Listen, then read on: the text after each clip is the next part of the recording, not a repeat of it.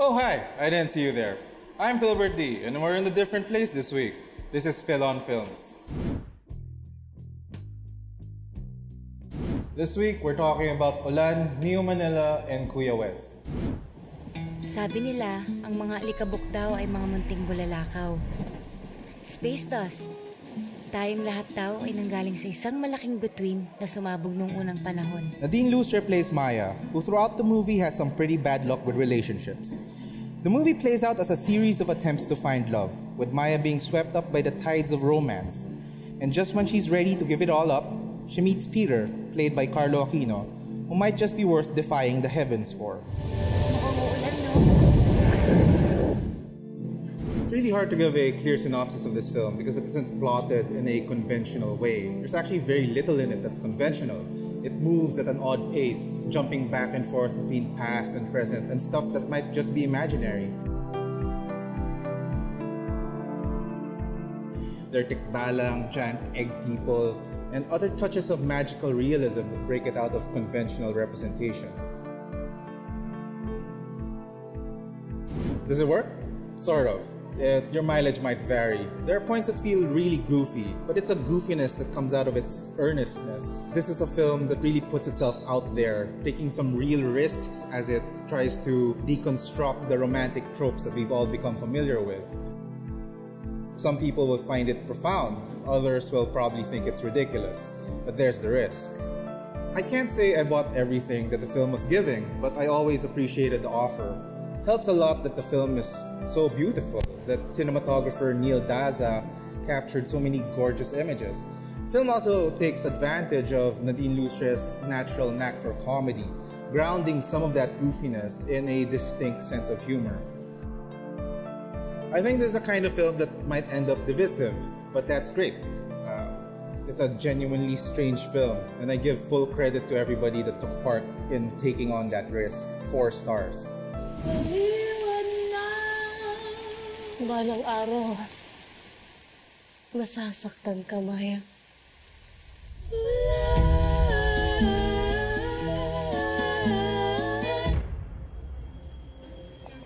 Biktima, suspect, pareho. Timothy Mabalot plays Toto, a teenager trying to hustle up some money to get his brother out of lockup. Family friend Irma, played by Yula Valdez, works as a killer for hire, doing dirty work for the police. Toto helps her out one night, and she starts offering him work, letting him tag along on operations. This film originally came out in 2017 as part of the QCinema lineup. Back then, it felt like many filmmakers were still trying to figure out how to capture the violent zeitgeist and translate it into cinema. It often felt like they were telling the story from the wrong perspective. We ended up with a lot of films about killers and none about the victims. Neomanila, in theory, is a sentimental story about an orphan that finds a mother, a surrogate mother. It's about a love that transcends the violence of their existence. But all that sentiment gets lost as the film reduces extrajudicial killings into an aesthetic. Kaya mo bang iwan ng lahat para makaligtas? Para hindi mabukin yung iba? Mamamatay ako dito kahit anong gawin ko. Granted, the film looks and sounds good. There's plenty of skill apparent in its construction, but it fails to capture the tragedy of these events. The movie is cool, but nothing about what's happening is cool. It gets caught up in being stylish, and along the way, just forgets that real people died in this drug war. 2.5 stars. Hindi pumapatay si Toto. Hindi siya adik. Hindi siya tarantado katulad mo. Tapos pag gumiti na siya, mukha siya anghel. Mukha siya artista. Nakakakilig eh. In love na talaga ako. Ay! Yan!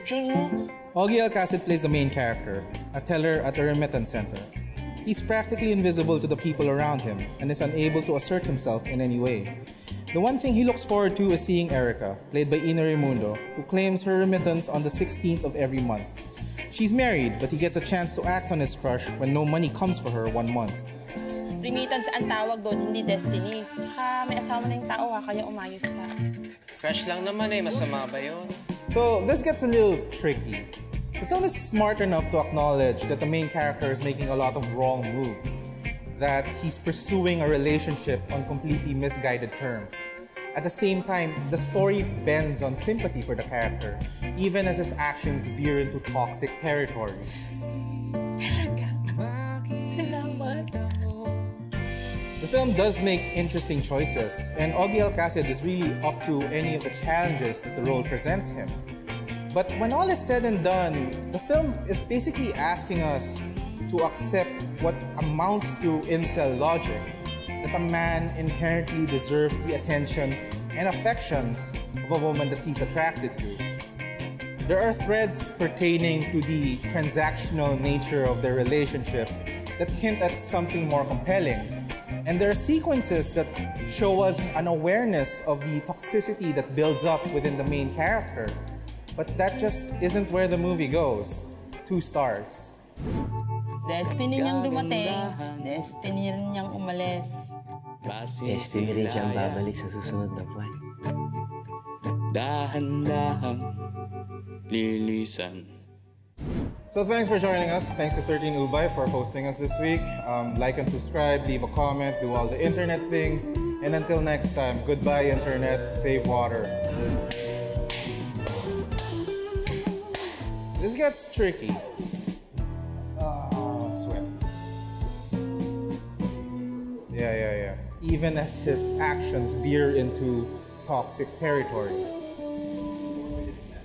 Yeah. No, that was a rehearsal.